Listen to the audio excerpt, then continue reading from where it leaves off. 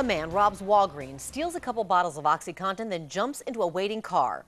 At first glance, it looks like a common pharmacy robbery scenario, but it's not. In this particular case involving a Walgreens robbery from late May, the getaway driver had no idea he was getting away from anything. KXLY4 Sally Showman is live in North Spokane with our story. Sally?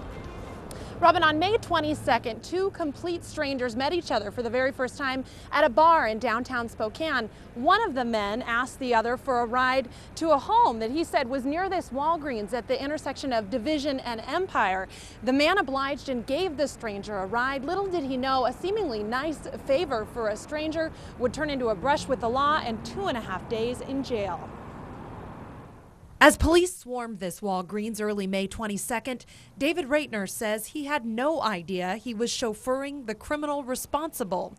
Raitner says his passenger, a complete stranger, asked him for a ride at a bar downtown. I figured I'd go ahead and accommodate him. Raitner says 26-year-old Robert Morris seemed like a nice guy. I had no way of knowing that the next events were going to happen. And so the two drove north a couple of miles and parked about a block from Walgreens. He said, I'm going to go visit my friend's house now. I'll be back in about 5 or 10 minutes.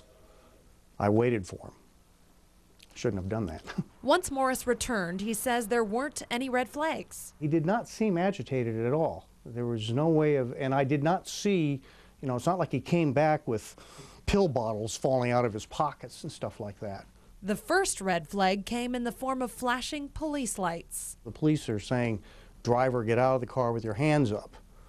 That's what I did. About the time that they're handcuffing me, I looked over and he is just drinking one of these pill bottles. As Morris was whisked off to the hospital for detox, Raitner was booked into the Spokane County Jail for first-degree robbery. I tried to explain it to the police officer on the night that I was arrested, but he didn't buy it. Since then, Raitner has passed a polygraph test and all charges have been dismissed. Relief, big relief. Despite the jail time and the stress, he's not mad at police or prosecutors. I kind of wish that they would have taken a little bit more time to interrogate me, if you will, before they made the decision to arrest.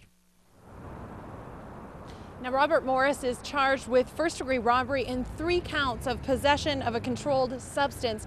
Raitner tells me he saw Morris, in jail. Later on, a couple of days later, he says he didn't say anything to him because he looked in such bad shape from the detox he underwent at the hospital.